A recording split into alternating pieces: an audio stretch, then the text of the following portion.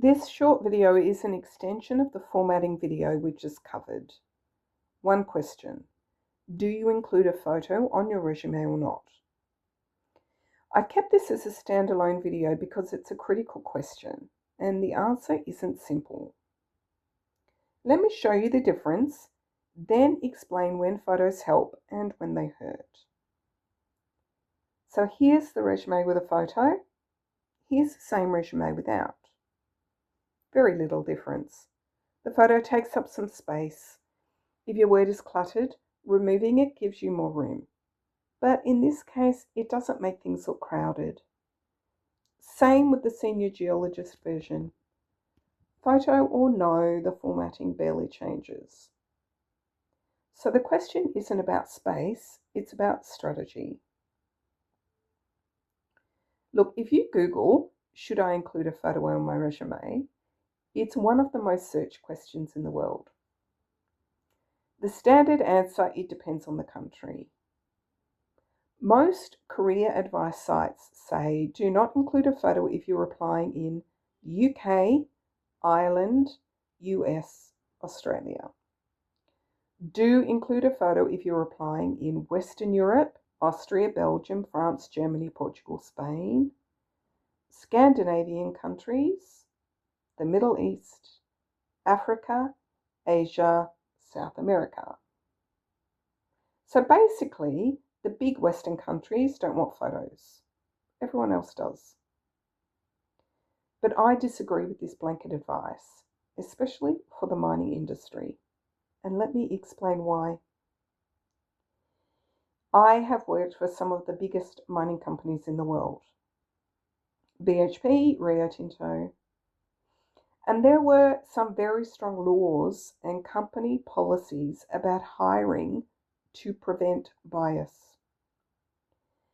I was not allowed to consider factors like age. That's why my resumes don't include date of birth. Religion. Look, if I'm wearing a hijab in my photo, it's obvious I'm Muslim, but that could be a benefit in the Middle East or a negative in the West. My gender or identity, or how someone looks. In those companies, if you submit a resume with a photo, you could be excluded from the process for that reason alone. Your resume won't even be read. Why? Because the potential for excluding someone based on diversity principles makes you too high risk to hire. My rule of thumb, if I'm applying to big corporate mining companies, I do not include a photo. But there are exceptions. Some countries will exclude you if you don't include a photo. When I applied for my job in Malaysia, I applied to an Australian company and I used a resume with no photo and I got the job. But if I had been applying to a smaller local Malaysian company, I would have included my photo, my date of birth, my religion, other criteria that may have been relevant in that culture. The key is to do your research. What country are you applying to? And what's the company culture? Smaller in-country companies follow the local norms. Include the photo if that's expected. International, multinational corporations don't include a photo.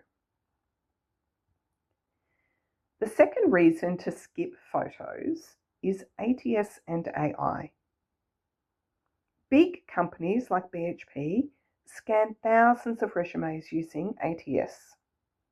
A photo on your resume can confuse ATS. The system might not recognize the information on the page and your resume gets discarded. ATS is looking for keywords. It's matching job ad to your experience. If a photo breaks that parsing process, you're out before a human ever sees your resume. So again, if you're applying to the bigger companies, don't include the photo, unless your research suggests you should. So here's my takeaway. Big corporate mining industries, no photo. Diversity policies and ATS systems can make photos risky. Smaller local companies in countries where photos are expected include a photo. Follow the local standards. When in doubt, research the company. Look at their careers page. See if current employees have photos. Ask people in your network. The principle stays the same. Write your resume for a person, format it for a system. Download the photo decision checklist. It's a quick guide to help you to decide whether to include a photo based on the company and country you're applying to.